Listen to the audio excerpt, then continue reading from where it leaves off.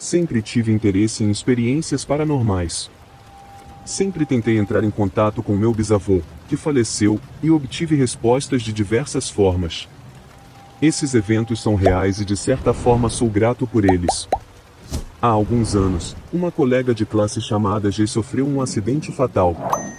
Ela havia mudado de escola e não nos víamos muito depois disso. Lembro-me de estar muito chocado quando ouvi a notícia. Quando alguém da sua idade parte, isso mexe com a gente. Talvez por isso, eu tenha ligado minha TV do quarto para distrair a mente. Ela desligou, era uma TV antiga e imaginei que estava prestes a pifar. Não era sofisticada, mas para o quarto, estava ok. Liguei-a novamente, fui até a cama e, ao me virar, ela desligou novamente. Meu namorado na época, agora meu marido, era muito cético, mas ele deve ter percebido e me perguntou se a TV tinha desligado de novo, ao que respondi que sim. Liguei-a mais uma vez e ela se desligou imediatamente. Coloquei a culpa na TV velha. Lembro-me de ter passado o dia todo chovendo. Olhei para cima e disse, de forma sarcástica e rindo, só agradeço pela neve. Foi quando uma rajada de vento quase nos derrubou, a mim e a um amigo. Rimos, achando que era o Jeff tentando nos assustar.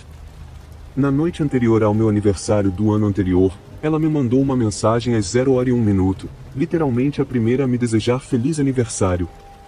Fiquei chateado porque, este ano, ela se foi e não houve parabéns. Uma amiga me escreveu dizendo que você nunca adivinharia o que ela recebeu pelo correio, alguns cartões em memória, um deles para mim, já que a mãe dela os enviou aos nossos amigos para nos entregar. Aquilo foi como um feliz aniversário para mim, e me senti tão feliz. Passaram-se alguns meses e eu estava muito estressado com a morte da Jessa. Certa noite, minha avó me deu um porta-retratos, estranhamente do tamanho certo para o cartão memorial. Coloquei-o na estante da sala, sorri para ela e fui para a cozinha preparar algo, esperando meu marido chegar do trabalho. Costumo manter a porta trancada com as chaves na fechadura. Meu cachorro começou a latir, como sempre faz quando meu marido chega em casa. Ouvi a porta da frente bater, como de costume, já que ela não fecha direito a menos que seja batida com força. Gritei perguntando como tinha sido o dia e eles estavam brincando, então pensei que ele estivesse me pregando uma peça, como às vezes faz para me assustar. Perguntei novamente, mas ainda não obtive resposta. Decidi procurá-lo. As chaves ainda estavam na porta, que estava trancada. Olhei pela janela, o carro ainda não havia chegado, e instantaneamente pensei na Geis, talvez ela estivesse me agradecendo por não tê-lo esquecido. Meu interfone tocou algumas vezes, mas não havia ninguém lá. A casa em que morava na época tinha uma boa vista, então se crianças estivessem fazendo alguma brincadeira, eu poderia vê-las facilmente, já que a calçada era visível por uma boa distância. Por fim, sonhei com a Geis, e no sonho, eu sabia que ela tinha falecido, ao que eu disse a ela, pensei que você estivesse morta. Ela respondeu, estou bem, diga a todos que estou bem. Todas as ocorrências estranhas pararam após esse sonho. Passei por um período terrível de ansiedade e depressão e acredito que ela foi minha salvação. Queria compartilhar essa história com você e com a memória da Geis. Nossa casa foi construída em 1911. Meu marido a comprou em 2005, mas antes disso ela ficou vazia por 10 anos. Ele a renovou, mas manteve a casa muito próxima do seu estado original. Encontramos joias antigas em uma escova de prata esterlina nas paredes, além de bolas de gude artesanais e vários outros itens da época em que foi construída. Quanto aos pisos, a casa é um pouco escura à noite, com madeira escura, janelas pequenas, etc. Muitas vezes ouvimos e vemos coisas, mas não conseguimos dizer se é paranormal ou não. Tem um gato e um cachorro que estão dormindo ao meu lado no sofá, mas ouvi e vi uma sombra se mover pela sala de jantar. Frequentemente vemos alguém passar na frente da porta da cozinha, embora a luz esteja acesa atrás da sala de jantar. No entanto, a experiência mais assustadora que já tive foi há alguns anos, durante o inverno. Estávamos sentados no sofá, meu marido e eu, quando ouvimos algo lá em cima, algo meio alto. Subimos correndo e estava congelante. Percebemos que as portas da varanda estavam completamente abertas e as cortinas estavam afastadas. Essas portas são difíceis para mim abrir, são de madeira maciça e têm cortinas pesadas sobre elas, que travam no chão em cima e embaixo. Nunca tinha acontecido antes. Imediatamente pensei que alguém poderia ter entrado na casa, porque não havia outra explicação. Corremos de volta para baixo para verificar nossas portas e vemos que todas as janelas pequenas, que são quadrados pequenos com molduras de madeira traváveis perto do teto, estavam abertas na sala de estar onde estávamos sentados. As portas estavam trancadas. Meu marido checou todos os andares e quartos em busca de uma pessoa, mas estávamos certos de que alguém estava na nossa casa pela forma como tudo se abriu tão rapidamente. Não encontramos nada estranho ou ninguém. Foi tão estranho que ainda não consigo explicar, e ainda me deixa arrepiada.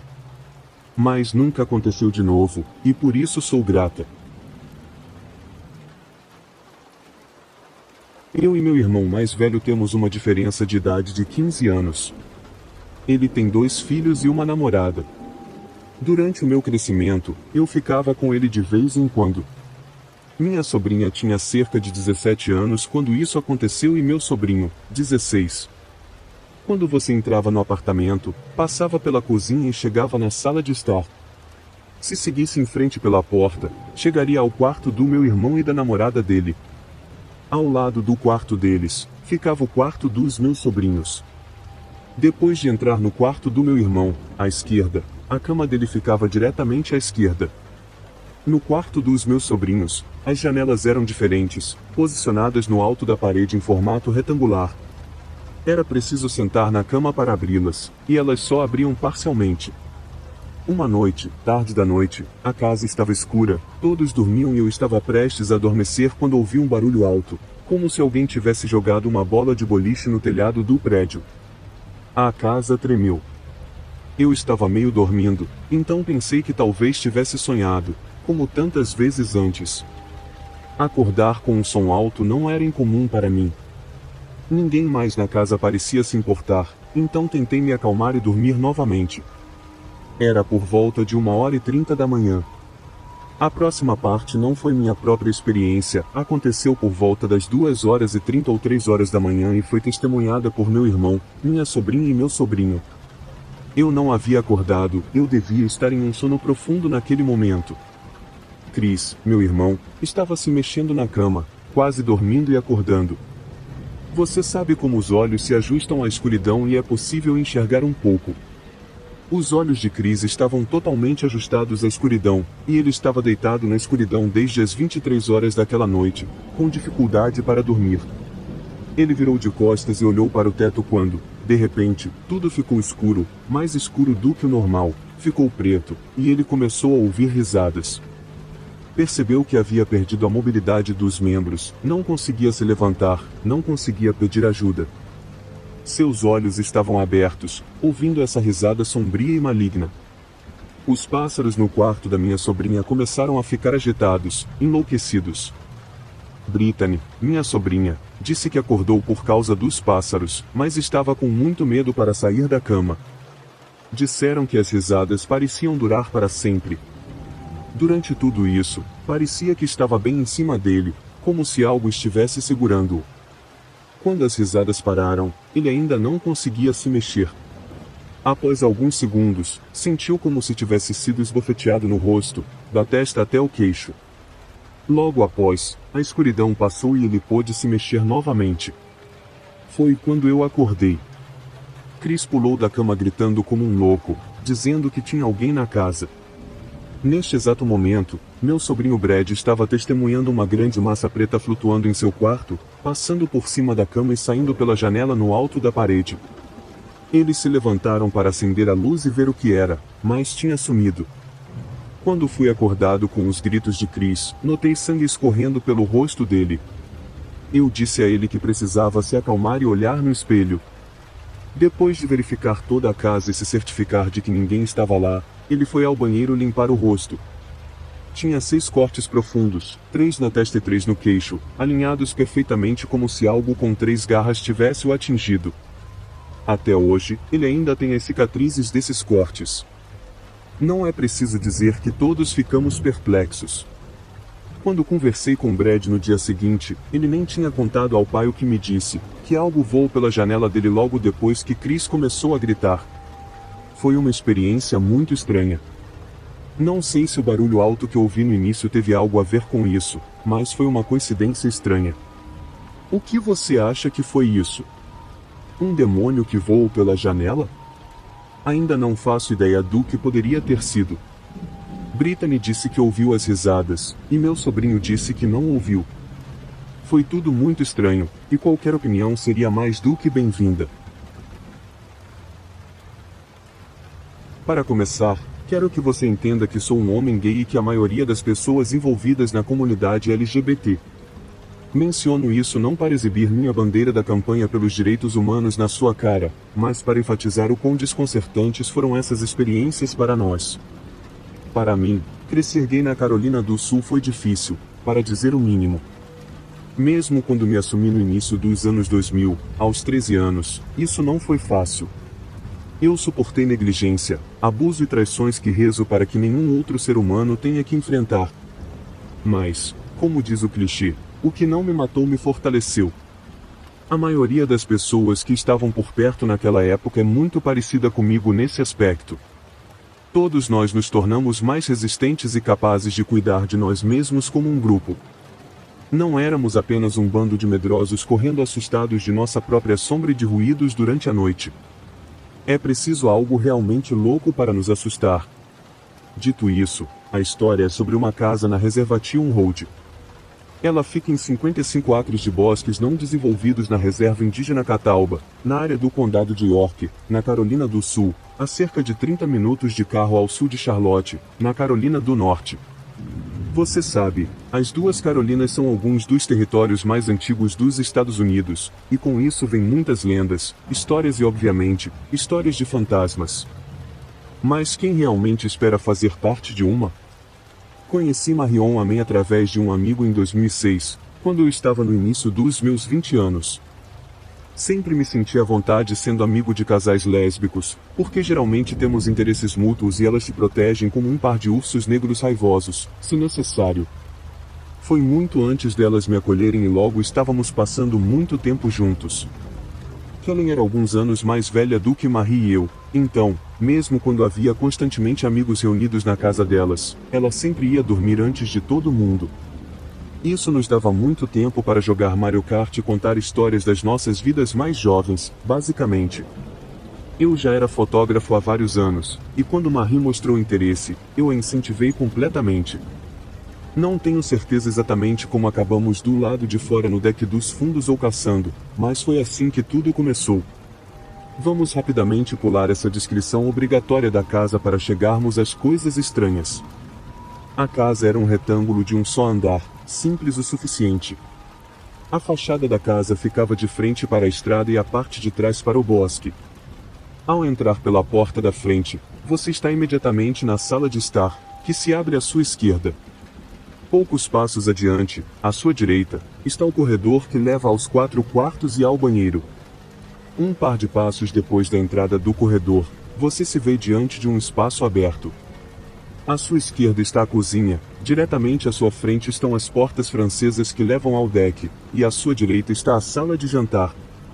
Como eu disse, não sei o que nos levou a procurar por orbs em filmes digitais, mas lembro distintamente de nós dois parados no deck depois que Kellen foi dormir. Marie tinha um dedo ágil para fotos, o que significa que ela podia tirar fotos claras mais rapidamente em sequência mais rápida do que qualquer outro fotógrafo que eu já conheci. Isso a tornava perfeita para capturar momentos espontâneos. Depois de um tempo sem conseguir nada, ela começou a chamar docemente por eles, com uma voz que você usaria com uma criança ou um animal de estimação. Vamos lá, apareçam, ela chamava. Deixe-me tirar sua foto. Eu sei que vocês estão todos por aí. Venham, deixem-nos vê-los. Então, o clique da câmera e disparos rápidos por alguns minutos. Ela então desliga a câmera, abre a galeria, e começamos a ver as fotos. A maioria delas mostrava apenas a linha de árvores escuras levemente iluminadas pela luz de inundação, que mal iluminava qualquer coisa tão longe da parte de trás da casa. Algumas tinham partículas de poeira, o que nos empolgou por um momento antes de percebermos o que era. E então, lá estavam eles, um par de orcs. Legal. Isso se tornou nossa nova obsessão, passar tempo com nossas câmeras do lado de fora à noite por todo o quintal, chamando todos os espíritos errantes para se manifestarem, e depois voltar para dentro para analisar o filme digital e algumas das fotos. Parecia uma nevasca, com todos os tamanhos e brilhos diferentes. O que começamos a perceber com o tempo é que, quando começamos a chamá-los para se juntarem a nós e os muitos orbs começaram a encher as telas, algo mudava na atmosfera ao nosso redor. Parecia que eu estava no meio de uma multidão em um grande evento musical ou esportivo, em vez de um quintal vazio com um amigo. Às vezes, a temperatura caía. Era tão óbvio agora, mas na época eu não fazia ideia do que estávamos fazendo, do que estávamos provocando. Mas logo descobrimos que nossos novos amigos estavam prestes a se tornar muito, muito familiares para nós. Agora, antes de começarmos essa aventura e estupidez, havia algumas coisas estranhas sobre essa casa. Marie tinha um espírito que se apegou a ela anos antes de ela se mudar para lá. Enquanto ela e alguns amigos usavam o círculo de bruxas como um jogo, quando ela me contou isso pouco depois de nos conhecermos, achei que ela estava louca. Ela tinha sobrevivido admiravelmente após passar por traumas severos durante a adolescência, e eu racionalizei que o amigo fantasma era a forma dela de lidar com isso. Ela não estava machucando ninguém, então, por que importava? Eu era totalmente cético em relação a tudo isso no começo. Gostava da ideia de comunicação com o outro lado, mas achava que fantasmas eram coisa de livros de história, filmes de Hollywood e Dia das Bruxas. Logo aprendi que essa não era uma visão precisa do mundo ao meu redor. Ela me contou que, durante o círculo de bruxas, descobriram que o nome dele era HP e que ele tinha morrido aos 8 anos de idade. Ele rapidamente me fez acreditar, e com o tempo eu me apaixonei por esse cara pequeno. Em retrospecto, sei que ele nos protegia do pior do que vinha dos bosques. No começo, ele foi culpado pelo que estava acontecendo, mas isso não durou muito. Também quero destacar outra característica importante dessa casa: o corredor que levava aos quartos era muito comum. Havia 2 portas de cada lado, levando a 3 dos 4 quartos e a 1 dos banheiros. No final do corredor, bem em frente à porta, estava a porta para o quarto dos fundos. Ninguém jamais quis entrar lá. Tinha várias janelas e era, sem dúvida, o quarto mais iluminado da casa, mas sempre parecia frio, escuro e pesado. Sombrio. Só tem um jeito de descrever, e provavelmente não fará sentido, mas parecia visualmente ruim, como se seus olhos pudessem sentir algo nojento e terrível, mas simplesmente não podiam ver, algo amargo. E nos meses seguintes, a atividade na casa começou a aumentar. Todas as ocorrências estereotipadas que você ouve em toda história de terror, mas há algo sobre estar lá enquanto está acontecendo. Passos altos e pesados descendo o corredor quando não há ninguém em casa e ninguém está lá. Luzes ligando e desligando sem motivo elétrico aparente. Itens desaparecendo e aparecendo nos lugares mais inesperados ou simplesmente impossíveis. Isso começou a criar tensão na casa. Tentamos muito encontrar explicações para tudo, mas houve momentos em que simplesmente não conseguimos encontrar uma explicação lógica ou científica. Isso estava enlouquecendo Kellan. Marie e eu estávamos empolgadíssimos, achávamos incrível. Kellan não acreditava em nós, mesmo quando algo acontecia com ela. Ela nunca admitia que estava desconcertada pelo que acontecia, insistindo que havia alguma explicação lógica para tudo, mesmo quando ela não conseguia encontrar uma. Estávamos sentados na sala de estar em mais algumas noites, e Marie pediu para qualquer pessoa que estivesse lá nos informar que estavam presentes. A temperatura na sala caiu imediatamente, arrepios por todo lado, e batidas altas e claras ecoaram pelo corredor. Ela se levanta para conferir, e não há ninguém lá. Ela vai até o corredor, entra no quarto principal, e que ela está lá, profundamente dormindo na cama. Ela disse que sentiu como se alguém tivesse passado por trás dela, passo a passo, no caminho de volta pelo corredor escuro e até a sala de estar, com várias batidas mais vezes e várias respostas das batidas, cada vez vindo de uma parede diferente do nosso lado da casa. Isso continuou aumentando esse sentimento na casa, onde ninguém realmente se sentia sozinho. Chegou a um ponto em que algo estranho acontecia todos os dias. Os amigos que estavam mais frequentemente lá tiveram suas próprias experiências. Pessoas que estavam visitando ou passando tempo lá pela primeira vez viram, ouviram e sentiram coisas. Algumas pessoas simplesmente não voltariam. Às vezes, nossos amigos invisíveis assustavam ou perturbavam as pessoas tão gravemente que nunca mais as víamos. Elas nunca voltavam, é claro. Marie e eu estávamos incentivando tudo isso a cada oportunidade. Naquela época, achávamos que era uma diversão total, enquanto que ela ainda negava. Ela começou a nos culpar por pregar peças em todo mundo e por provocar tudo isso. Ela nos acusou de inventar histórias, exagerar e alimentar um ao outro. Foi no início de outubro que tudo realmente escalou. Meu aniversário é em 7 de outubro, e eu queria um evento discreto para a festa. Fogueiras são as minhas favoritas, então decidimos por um bom jantar, alguns amigos íntimos e uma fogueira acesa. Tínhamos fogueiras o tempo todo, quero dizer, 55 acres, ainda que arrepiantes, de lenha de graça? Sim, por favor e obrigado. Era tarde, todo mundo tinha ido embora e que ela estava desmaiado desde que a festa eventualmente se mudou para dentro da casa. Marie e eu nos levantamos para apagar a fogueira que estava se apagando. Caminhamos até o quintal e, aproximadamente na metade do caminho até a fogueira, eu parei e me virei contra o vento para acender um cigarro. Isso leva uns 10 segundos, talvez, se você for ruim nisso. Me virei de volta e Maria já estava perto do fogo. Meu coração parou no peito. Senti como se alguém tivesse jogado um balde de água gelada na minha cabeça. Ela não estava sozinha no fogo. Havia um homem lá, alto, pele bronzeada, cabelos escuros longos, mas era o rosto dele que ainda me assombra à noite. Seus olhos eram tão escuros que não se via o branco, mas sua boca, e isso é o que ficou na minha mente para sempre, vermelha como sangue, toda suja de sangue escorrendo pelo queixo. Parecia que ele tinha simplesmente mordido um mamífero vivo e devorado o que podia. Havia malícia em seu rosto e todos os pelos do meu corpo se arrepiaram. Li muitas pessoas descreverem o que é para elas entrar no modo de luta ou fuga. É quase como se recordassem de um interruptor virando e seguissem esse impulso para sobreviver ou escapar. Não senti isso, a força não era forte em mim, a força de fugir. O próximo momento que lembro é estar sentado no sofá, tremendo.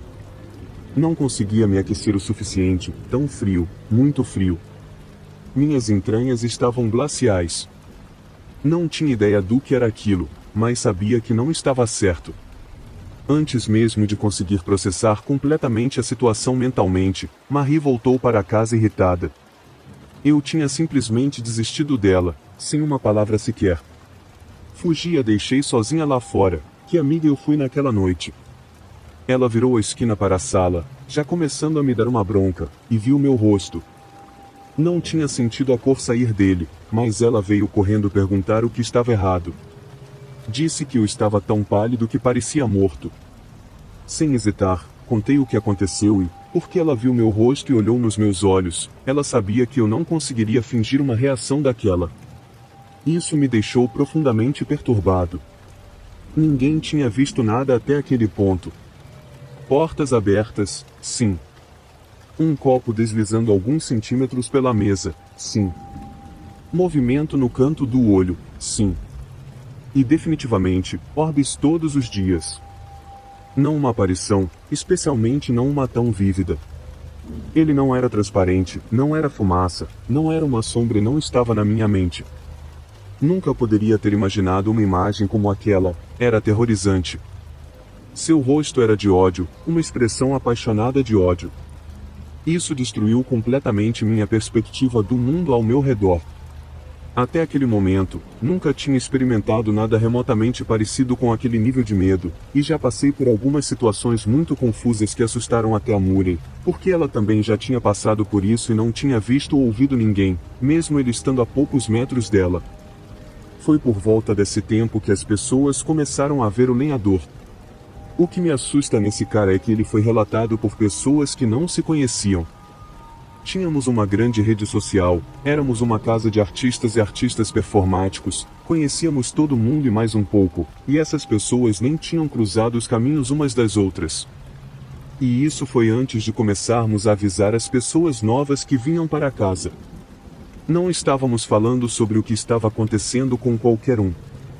Esse cara era enorme, 7 pés de altura, corpulento, um homem maciço, como se esperava.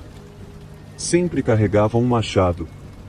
Acreditamos neles porque, pelo amor de Deus, por que alguém inventaria algo assim? Sempre o viam perto ou à beira da floresta e sempre ficavam assustados depois, até que finalmente um frequentador assíduo da casa o viu pela primeira vez. Ela estava na sala quando olhou para cima e o viu olhando diretamente para ela por uma das janelas na extremidade da casa. Viu claramente, como em plena luz do dia, olhando diretamente para a janela. Isso a assustou muito, e ela era provavelmente a mais estável de todos nós. O mais curioso é que ele estava olhando pelas janelas na extremidade da casa, que eram pequenas, e do lado de fora da casa estavam a mais de 7 pés do chão. Além disso, havia arbustos grossos ao longo daquele lado da casa, então ninguém poderia ter colocado algo no chão e ficado em cima para olhar sem que ouvíssemos, especialmente porque as janelas estavam abertas na época. Foi quando ela nos disse que já o tinha visto uma vez do lado de fora, mas tinha mantido isso para si mesma. Essa amiga estava realmente morando atrás da casa naquele momento, era uma hippie total, simplesmente uma pessoa maravilhosa. Ela comprou uma legítima e verdadeira tenda de índio de alguém e construiu na beira da floresta nos fundos do quintal, tinha até um fogão a lenha, mas isso não durou muito. Era terras de Kotap e ela preferiu voltar para uma vida mais básica, mas não por perder o sono todas as noites. Ela acordava ao som de algo grande e pesado rondando a tenda. No começo, pensou que era um animal, mas nunca viu evidências, nenhuma pegada na terra, nada. Ela ficava lá congelada de medo enquanto eu andava de um lado para o outro de maneira bem predatória. Eventualmente, teve que desocupar a tenda e se mudar para um dos quartos extras que tínhamos. Todos nós já tínhamos morado em bairros ruins em algum momento de nossas vidas, então fechar e trancar as portas à noite antes de dormir era um hábito para todos nós. Ela levou um susto certo dia, algumas semanas depois do meu aniversário. Ela se levantou, caminhou pelo corredor e, quando chegou ao final, olhou para cima e viu a porta da frente, obviamente destrancada e escancarada para a esquerda. Pior ainda, para a direita, a porta dos fundos estava na mesma situação. Ela sentiu um arrepio ao caminhar para fechar a porta dos fundos, quando percebeu que a porta lateral na beirada da cozinha também estava aberta. Ninguém sequer usava essa porta, normalmente havia roupas sujas na frente dela. Ela ficou chocada. Ela acordou com o marido de um sono profundo, apenas para ter certeza de que todas as trancas tinham sido fechadas antes de ela ir para a cama. E por que ela teria motivo para mexer na porta lateral? Não muito depois, todo mundo tinha ido para a cama e eu estava sozinho na sala, jogando Mario Kart, quando ouvi as portas do armário abrindo e fechando na cozinha. Inicialmente, ignorei, já que 2 dos gatos costumavam entrar e sair dos armários inferiores o tempo todo, achei que eles estavam brincando. Abre, fecha, e então... Bam! Quase pulei da pele quando o armário bateu. Senti como se um cubo de gelo estivesse descendo pela minha nuca. Como os gatos poderiam fechar a porta com tanta força? Não fazia sentido para mim. Coloquei o controle de lado para ver o que eles estavam aprontando quando percebi que estavam lá, desmaiados no outro sofá, se contorcendo enquanto sonhavam, desmaiados. Isso me arrepiou completamente. Levantei-me para ir até a cozinha, os ruídos das portas ainda acontecendo. Andei os 6 ou 7 passos necessários para contornar o canto, acendi a luz. Nada. Tudo estava como deveria ser, nenhum único objeto fora do lugar. Marchei pelo cômodo, sentindo como se alguém estivesse do lado de fora da porta me encarando. Conseguia sentir os olhos deles queimando um buraco bem no meu corpo. Os armários estavam vazios, nada. Ninguém. Nervoso, voltei para a sala e forcei-me a dormir. As coisas estavam ficando sérias, como dizem. Pessoas estavam sendo tocadas quando estavam sozinhas, o chuveiro era o pior lugar para isso, que nunca falhava em arruinar sua paz de espírito. Todos estavam tensos, o estresse do constante bombardeio de eventos inexplicáveis estava causando problemas no relacionamento de Amor e Colin, assim como nas amizades de todos. Os ânimos estavam exaltados, e agora estávamos ouvindo ocasionalmente vozes sem corpos, somando-se a tudo mais. Tentamos e falhamos diversas vezes em desacreditar esses eventos, apenas para acabar se sentindo paranoicos e inquietos. Murray passou pelo pior disso, inclusive quando estava terrivelmente doente e presa na cama. Ela estava no trabalho e todo mundo estava fora de casa. Ela estava dormindo profundamente na cama quando foi arrancada da consciência por uma mulher que andava para cima e para baixo no corredor, chorando. Chorar não é a palavra certa. Ela descreveu como um lamento completamente devastador, cheio de dor, como os lamentos de uma mãe amorosa que acabará de testemunhar seu amado filho sendo baleado bem na sua frente. Isso a atingiu até o âmago. Ela supôs que algo terrível tinha acontecido e levantou-se para ver quem estava soluçando descontroladamente e por quê. Assim que ela ergueu o corpo da cama, o choro parou. Não diminuiu, simplesmente desapareceu. O silêncio era opressor. Ela saiu da cama e abriu a porta do quarto. Ninguém. Ela caminhou pelo corredor, abrindo cada porta enquanto avançava. Ninguém estava em casa. Nenhum aparelho eletrônico estava ligado, as janelas estavam fechadas, não havia ninguém no quintal. O temor crescia enquanto ela verificava a casa toda, apenas para encontrar-se sozinha em casa, exausta e agitada, e todas as portas trancadas por dentro. Ela voltou para o quarto, sentindo-se ansiosa e exausta, deitou-se na cama. O gemido recomeçou imediatamente, em volume total e intensidade total, como se nunca tivesse parado. Cada vez que ela se levantava da cama, parava. Tudo o que ela queria era dormir, ela se sentia terrível e aquilo só piorava as coisas. Ela tentou chamar, acalmar, confortar, mas sem sucesso. Finalmente, conseguiu dormir. Neste ponto, eu nem deveria dizer que ninguém mais se sentia seguro. Mesmo com várias pessoas em casa, não havia escapatória. Nunca se sentia em paz, nunca se sentia só, sempre se sentia observado. Era agressivo. Havia apenas força e números massivos. Nossas festas eram lendárias por aqui, realizávamos regularmente, só assim conseguíamos nos libertar. Tanta gente dentro e ao redor da casa certamente não ajudava a parar as ocorrências paranormais, mas havia tanta atividade acontecendo que parecia dominar. Falávamos abertamente sobre isso com as pessoas, elas estavam bem cientes de que estavam festejando em uma casa realmente assombrada. Não faltavam pessoas com suas próprias histórias para contar ou testemunhas de um evento. Frequentemente alguém cometia o erro de desacreditar ou proclamar veementemente que era tudo bobagem ou que era ateu, algo assim, e toda vez que alguém fazia isso, eram quase imediatamente visados. Era sempre uma boa risada às custas deles. Várias dessas pessoas ficavam tão assustadas que nunca mais voltavam, algumas sequer nos dirigiam a palavra novamente. Bem, foram avisados. Eu quase insistia para que as pessoas assinassem um termo de responsabilidade, então não peço desculpas se acabavam se assustando. O pior deles foi com a Taylor, coitada.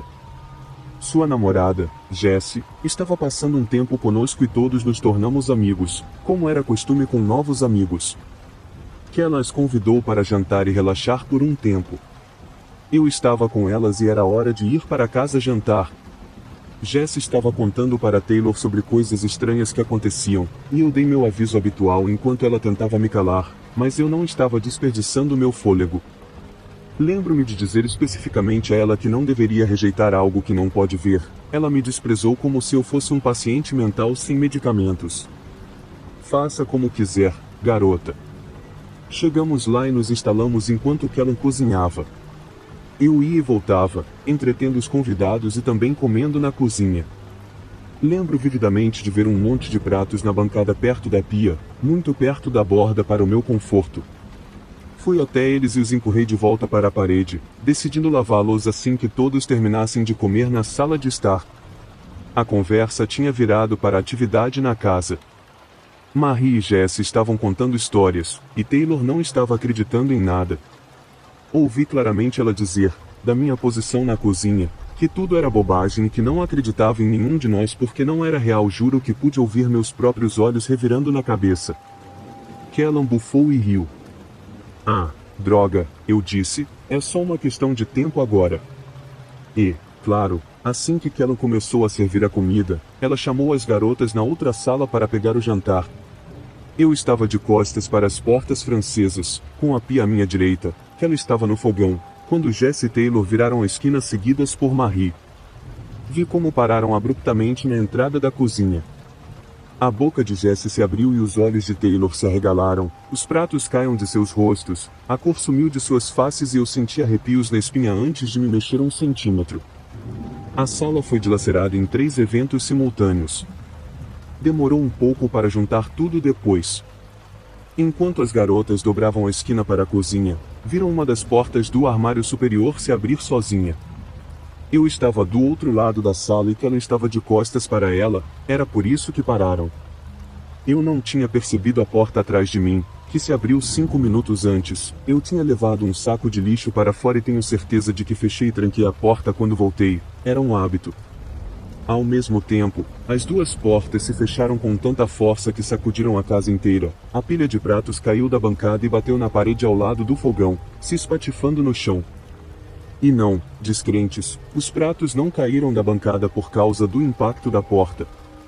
Eu adoraria que as leis da física explicassem isso, mas vi eles baterem na parede com força, nem mesmo Kellan conseguiu explicar isso. Logo descobrimos que esse foi o ponto de ruptura dela.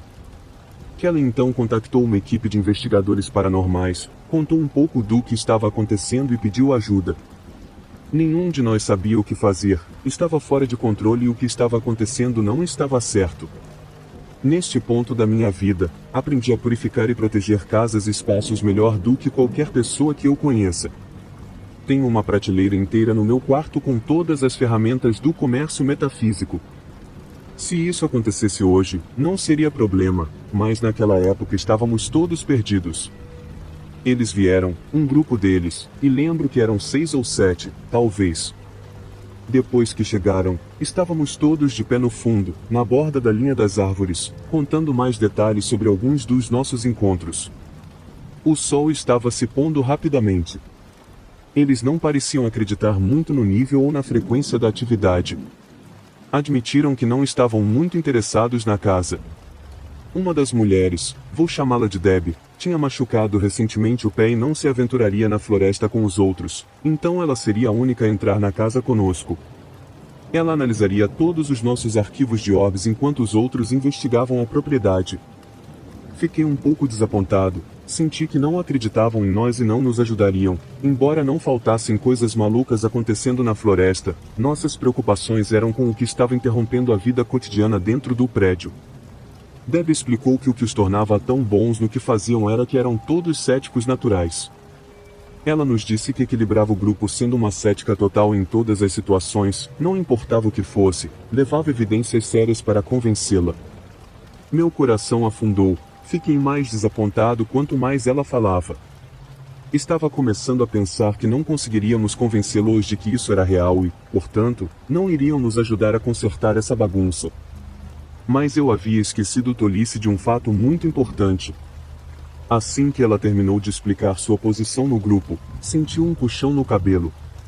Suas mãos subiram e ela virou a cabeça rapidamente, admitiu ter pensado que seu cabelo tinha se prendido em um galho baixo, mas quando virou, não havia galhos e ninguém atrás dela. Ela ficou atordoada por um momento. Um dos investigadores jurou que tinha visto um pedaço de seu rabo de cavalo se levantar pouco antes de ela virar. Isso fez um sorriso surgir no meu rosto e meu coração se iluminou novamente. Nós te dissemos que eles reagem quando alguém diz não acreditar, eu disse, e todos rimos, a tensão agora é quebrada. Ela veio conosco enquanto os outros faziam sua coisa na floresta, ironicamente, nada aconteceu naquela casa enquanto ela estava conosco. Era como ter um monte de crianças mal comportadas que estavam determinadas a se comportar bem enquanto havia um caçador de fantasmas por perto. Mas isso não importava. Ela estava grudada nas fotos, às vezes virando o laptop de um jeito ou de outro para ter uma melhor visão. Ela copiou alguns dos arquivos para uma pasta separada e quando terminou, foi isso que trouxe a nossa atenção. Ela apontou inúmeras orbes que pareciam conter um rosto em cada uma. Quero dizer, rostos muito óbvios quando você olha de perto. Havia um em particular que chamou a atenção dela. Era claramente o rosto de um homem, 2 olhos, um nariz, uma boca, às vezes aberta como se estivesse falando, e mais interessante, um distintivo bigode estilo guidão. O mesmo rosto aparecia em várias fotos. O incrível era que esse cara aparecia em fotos de vários lugares, tiradas em momentos diferentes, em dias diferentes, por câmeras diferentes operadas por pessoas diferentes. Meu Deus, isso me arrepiou até a medula, mesmo mais de 10 anos depois. Para aqueles descrentes por aí que não acreditam, lembrem-se de que, até isso acontecer, eu era igual a vocês. Vocês melhor rezarem para não acabarem como nós. É fácil chamar algo de mentira quando você está lendo ou ouvindo um narrador do YouTube. É uma coisa totalmente diferente vivenciar isso dia após dia. Tudo começou no primeiro dia em que nos mudamos para nossa nova casa. Construímos esta casa, então ainda havia uma fina camada de poeira branca em quase tudo. Eu estava subindo as escadas e notei uma marca peculiar na poeira no revestimento de madeira que delimitava a sacada. Olhei para baixo e vi um pequeno par de pegadas de bebê na poeira, viradas para trás, como se o bebê estivesse pendurado nos corrimões das escadas para fazer essas marcas. Não temos nenhum bebê em casa e mesmo que tivéssemos, não haveria como ele ter feito aquilo. Não dei muita importância, tirei uma foto para mostrar aos meus pais. Isso foi antes de o iPhone recentemente ter excluído o recurso na câmera. Fui mostrar aos meus pais a foto e meu telefone tinha sido apagado novamente. Não dei muita importância depois de um tempo e, depois que minha mãe limpou a maior parte da casa, pensei nas pegadas novamente. Fui verificar, mas minha mãe já havia tirado a poeira do revestimento. Alguns dias depois, eu estava desempacotando aquele cômodo. O quarto da minha irmã ficava ao lado e nossas paredes eram relativamente finas. Ouvi ela começar a cantar de forma irritante, estava exausto e só queria desempacotar em paz. Fui até o quarto dela e descobri que estava trancado. Bati forte para mandar ela calar a boca. Ela ficou quieta por um tempo, mas depois começou a cantar de novo. Frustrado, desci correndo para onde meus pais estavam, tentando contar sobre ela e fazer com que eles fossem lá em cima mandá-la ficar quieta. Minha mãe parou por um segundo, arfou e disse que minha irmã tinha saído para o acampamento de verão 2 horas atrás.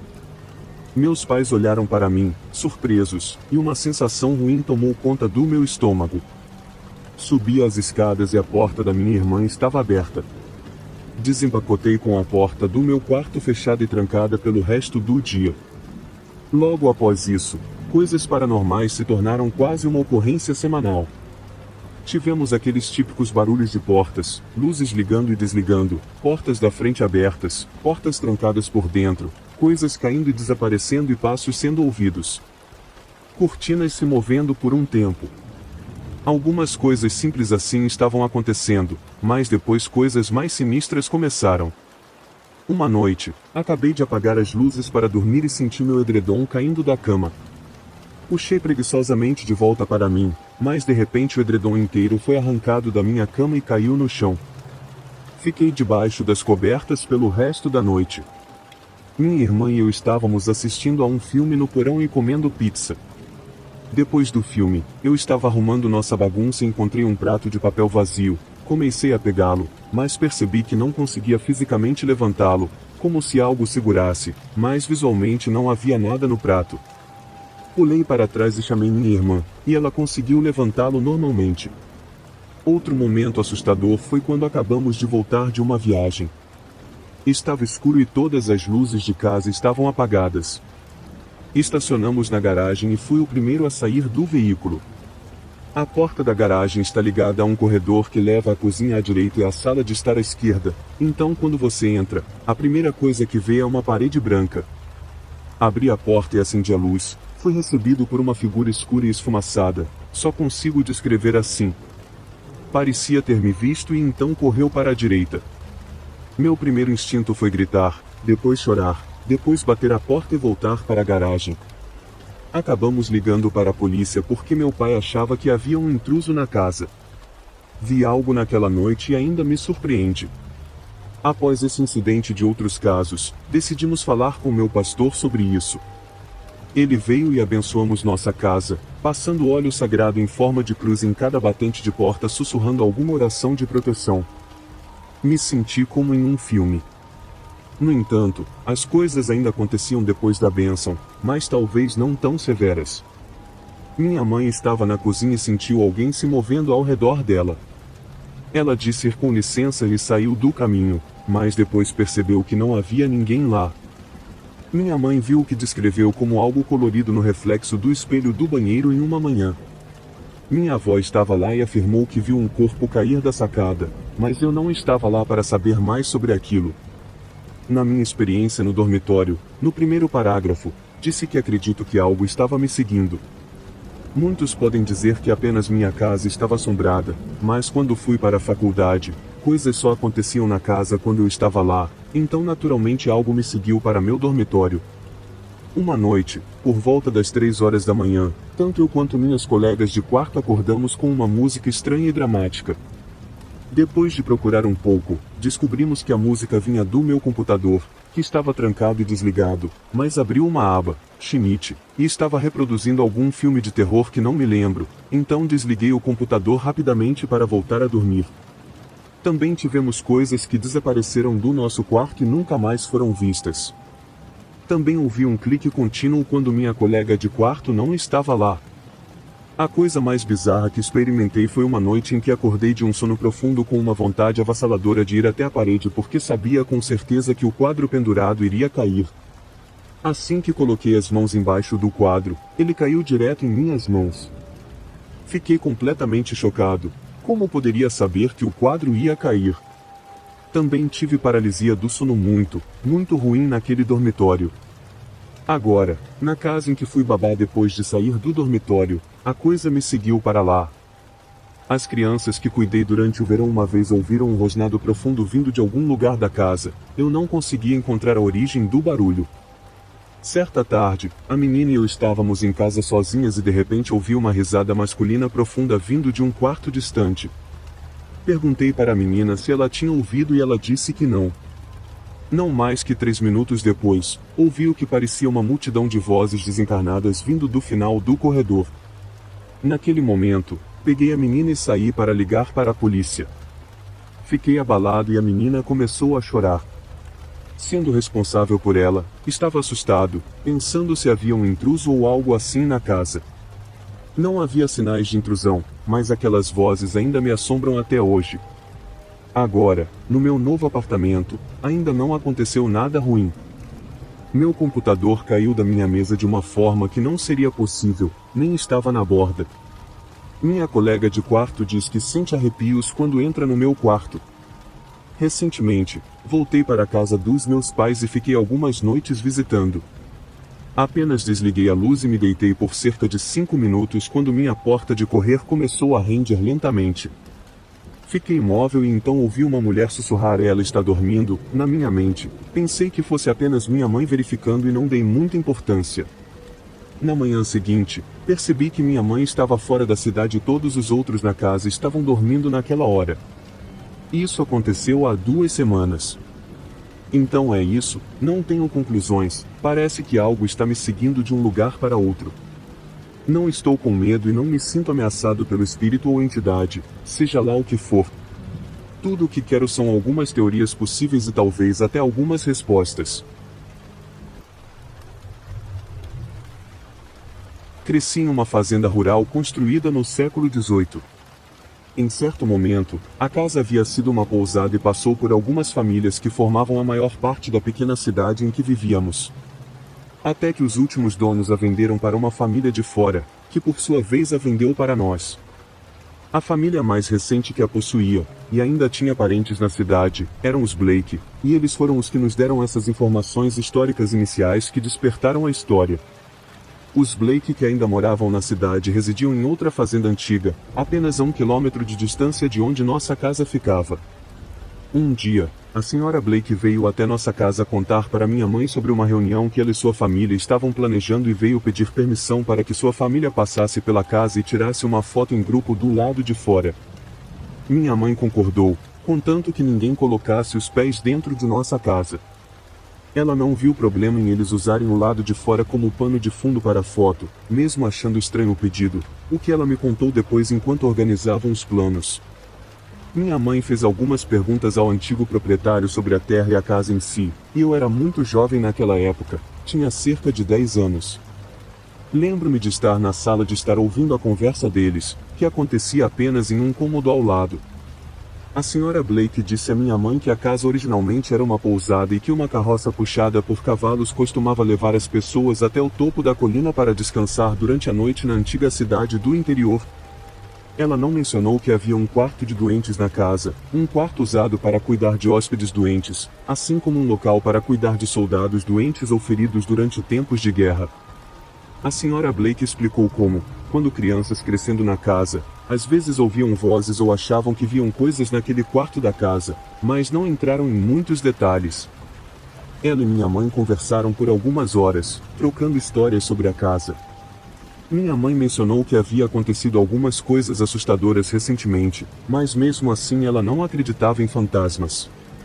Depois que a discussão acabou, as coisas seguiram normalmente em casa. Fiquei absolutamente assustado com tudo isso, e assim começou o medo que carreguei a vida toda de morar nessa casa. Talvez um mês depois, minha mãe teve um dia de folga e decidiu levar eu e minha irmã gêmea para a biblioteca pública para pegar alguns livros pequenos para ler durante o verão. Minha irmã e eu procuramos na seção infantil enquanto minha mãe foi para os arquivos históricos da cidade. Quando encontramos os livros dela, começamos a procurar por ela na biblioteca. A encontramos sentada em uma mesa pequena no fundo da biblioteca, com 2 ou 3 livros à sua frente. "O que você está lendo?" perguntei. "É uma história da cidade." Ela me mostrou a capa do livro, e eu confirmei o título. Lembro-me de ver imagens da antiga igreja na cidade, que aparentemente havia sido localizada cerca de 3 milhas ao sul de onde estava atualmente, conforme documentado no livro, com fotos da igreja sendo movida de um local para outro muitos anos depois de ter sido construída. Lembro-me de ver uma foto em outro livro com uma lista de nomes que minha mãe estava olhando atentamente. Deve ter sido algum tipo de censo da cidade na época ou documentação de posse de terras, mas de qualquer forma, não significava nada para mim. Minha mãe olhou para os nomes de um dos proprietários originais da casa. Com o passar dos anos, tudo o que consigo lembrar era o primeiro nome da mulher e seu sobrenome de solteira, e o primeiro nome de seu marido. Então, minha mãe me mostrou uma foto antiga da casa antes de haver uma carruagem puxada por cavalos ao longo de uma estrada de terra e ao lado dela, um celeiro. Lembro-me de notar o quão pequena a casa parecia. Nossa casa teve uma adição feita muitos anos depois, durante uma das reformas, mas, independentemente disso, a seção da casa na foto ainda parecia a mesma por fora. Finalmente, saímos da biblioteca e voltamos para a casa. Não tenho certeza se minha mãe descobriu mais alguma informação nos livros ou se ela voltou à biblioteca sozinha para mais pesquisas, mas cerca de um ano depois, foi quando as coisas assustadoras começaram. Nesse momento, houve um aumento de acontecimentos estranhos. Nada realmente digno de relatar, apenas uma sensação assustadora e coisas ligando e desligando por conta própria. Em um fim de semana, minha mãe teve parentes para visitar, 2 dos meus primos mais próximos e a avó deles, também conhecida como minha tia-avó.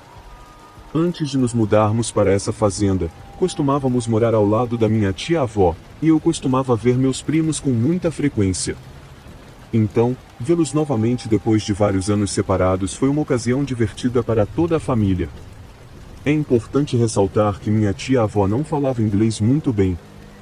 Ela tinha sido uma imigrante para os Estados Unidos vinda da Grécia e nunca aprendeu muito inglês durante o tempo que esteve aqui. Ela só aprendeu as palavras necessárias para se virar no dia a dia, e portanto, era quase impossível se comunicar com ela sem minha mãe atuar como tradutora. Enquanto ela estava na casa, tivemos que colocá-la no quarto de hóspedes, que costumava ser um dos quartos da minha irmã mais velha, que se mudou para a faculdade. Meu outro primo dormiu no quarto da minha irmã mais velha com ela naquela noite. Na manhã seguinte, quando acordei, juntei-me aos meus primos lá embaixo e tomamos café da manhã juntos.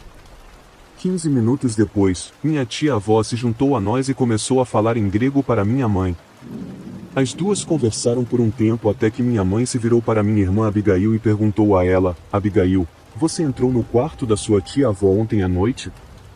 Não. Por quê? Respondeu Abigail. Porque ela diz que uma mulher entrou em seu quarto ontem à noite usando uma camisola comprida e uma touca. Minha tia-avó falou novamente com minha mãe e então minha mãe traduziu para nós. Ela diz que uma mulher ficou na porta do quarto dela chamando pelo nome Abigail. Alguém entrou no quarto dela. Todos olharam ao redor, confusos. Minha mãe falou com minha tia-avó em inglês. Não, ninguém sequer usa camisola aqui. Ela seguiu com mais conversa em grego e então o assunto foi encerrado. Naquela noite, minha mãe abriu a lista telefônica e encontrou o número da casa da senhora Blake. As duas conversaram ao telefone por um tempo enquanto meus irmãos e eu assistíamos televisão. Depois que ela desligou o telefone, meus pais conversaram na cozinha. Entrei durante a conversa para pegar algo para comer e ouvi minha mãe falando com ele. Elas acham que porque falamos Abigail muito, você sabe, chamando pelo nome Abigail pela casa, isso agitou os espíritos. É por isso que tenho visto coisas com mais frequência. Acreditamos que a mulher que entrou no quarto na noite em que minha tia-avó visitou era uma das mulheres que trabalhavam na pousada, ou possivelmente era a dona, antes de Abigail. Poderia ter sido a mãe ou parente de Abigail. Ela estava chamando por Abigail no meio da noite para ajudar alguém doente. A senhora Brown afirmou que membros de sua família já tinham ouvido coisas assim antes e testemunharam pessoas indo e vindo daquele quarto no meio da noite para verificar aqueles que ficavam naquele quarto. Minha tia-avó não tinha conhecimento dessas informações de fundo. Nenhum dos meus irmãos poderia ter possivelmente comunicado isso a ela, já que ela não falava inglês muito bem e não teria entendido, além de ser impossível sem conhecer todas as informações que ocorreram ao longo dos anos. Não tenho certeza de como explicar esses eventos cientificamente, e minha mãe ainda afirma até hoje que nunca viu um fantasma nesta casa. Ela raramente fala sobre os avistamentos de fantasmas que tivemos enquanto morávamos aqui, preferindo não trazer esses eventos à tona. Embora ela tenha vivenciado esse evento, ela escolhe não acreditar em fantasmas ou espíritos, o que alguns poderiam dizer ser o motivo de eles nunca aparecerem visitá-la. Não sei, não vou fazer suposições aqui.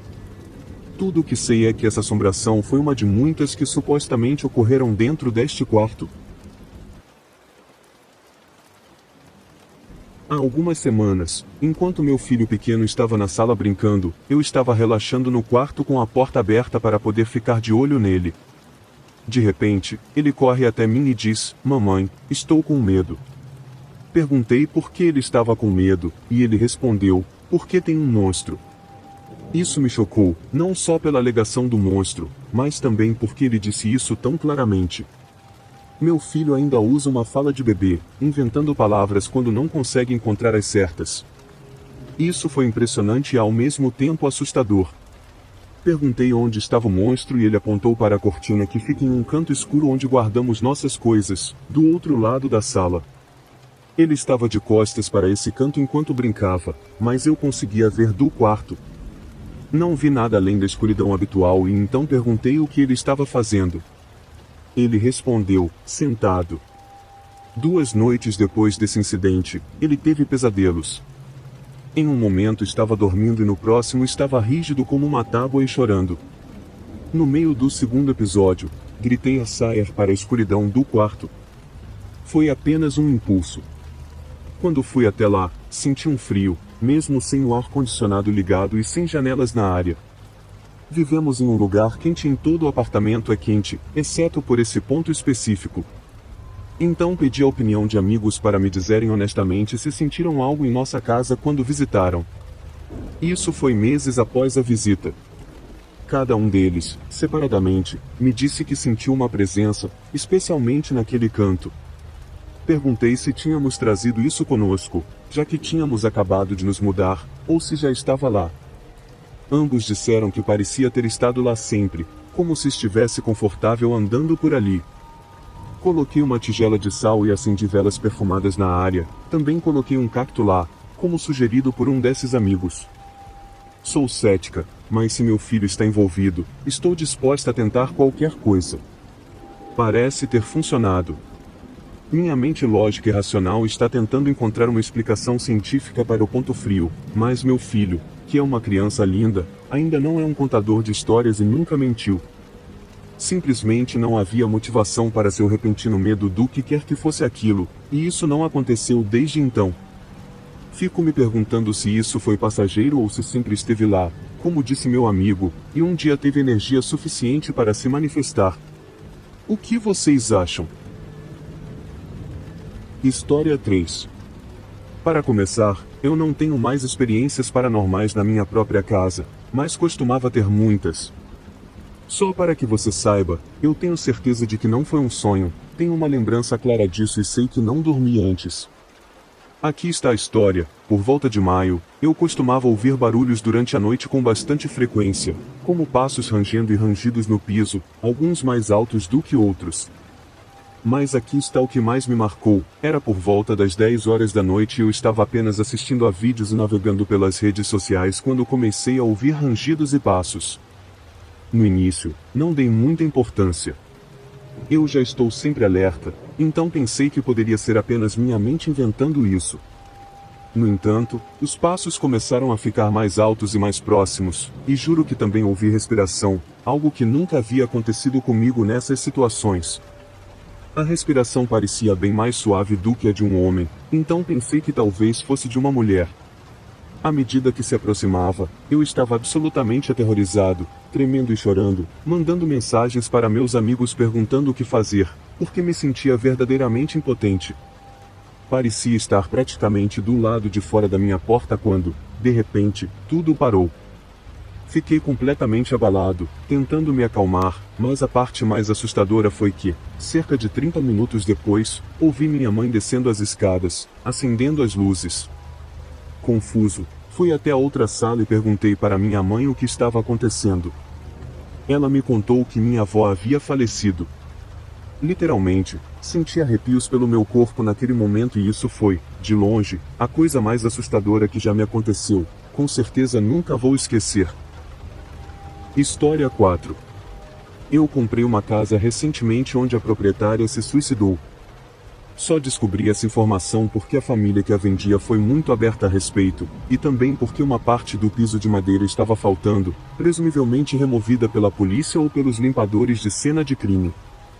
Consegui um ótimo negócio na casa e, na época, não acreditava em vida após a morte, então o fato de alguém ter morrido ali não me incomodou.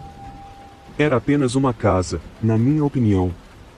Mandei substituir os pisos de madeira do quarto principal e também paguei a uma empresa de limpeza para higienizar novamente o quarto, porque sou um pouco obsessivo com limpeza e higiene.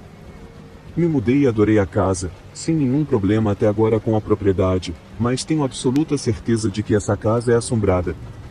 Não acreditava no paranormal até que esses eventos estranhos continuassem acontecendo repetidamente, e simplesmente não consigo mais explicar logicamente. Coisas como sentir alguém sentando na minha cama enquanto estou lendo ou tentando dormir, isso me assusta toda vez. Consigo ver a marca de alguém sentado quando não há ninguém ali, ouvir o choro de uma mulher no quarto principal, mas nunca consigo descobrir de onde exatamente vem, até que entro no banheiro e o choro para. Essa casa é bem isolada, aliás, meu vizinho mais próximo fica a cerca de meio quilômetro de distância. Ouço batidas e coisas caindo pela casa, depois descubro que nada caiu ou está no chão, coisas pesadas, como outro dia, parecia que alguém deixou cair uma caixa de louças. Sinto o cheiro de perfume de mulher quando volto do trabalho, isso acontece especialmente depois dos primeiros 10 a 20 minutos de estar em casa, e moro sozinho.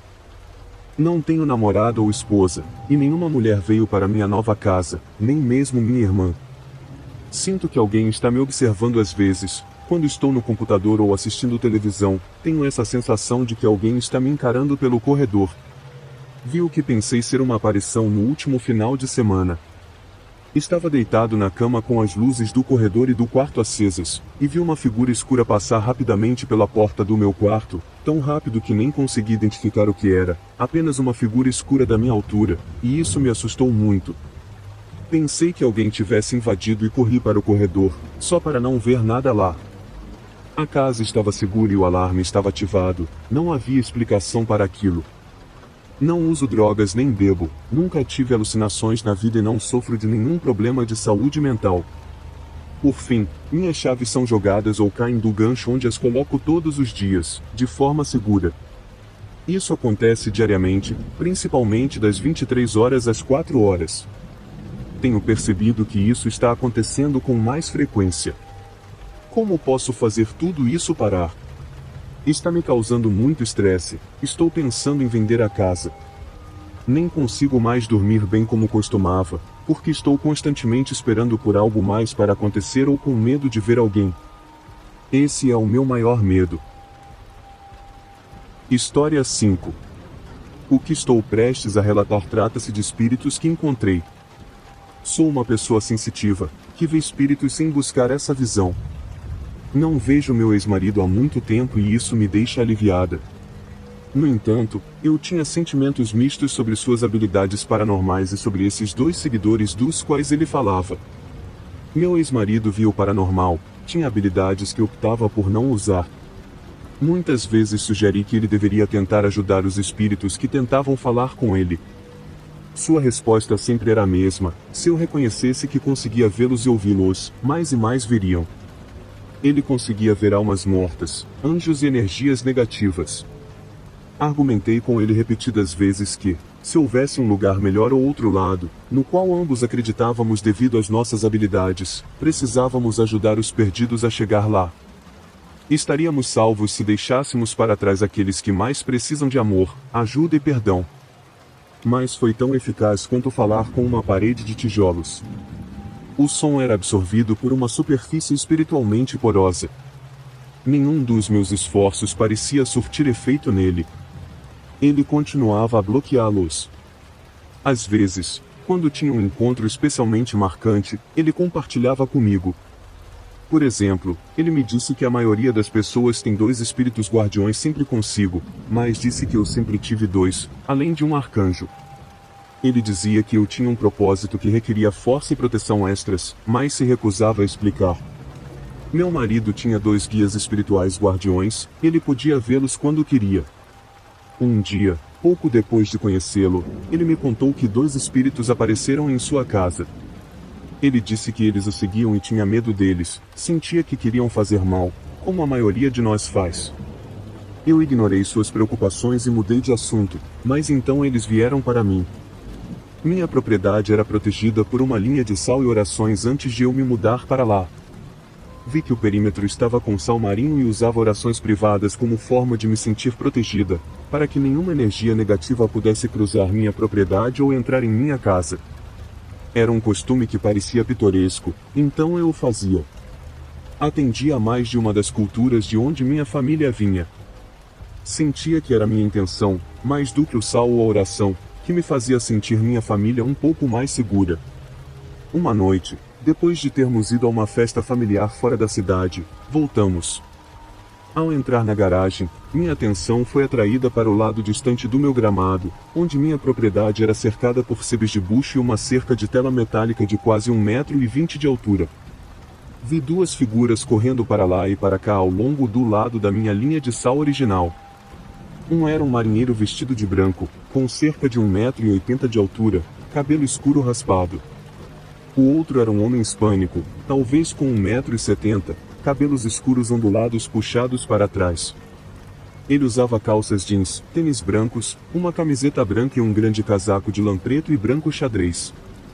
Tinha olhos escuros e um bigode mais comprido.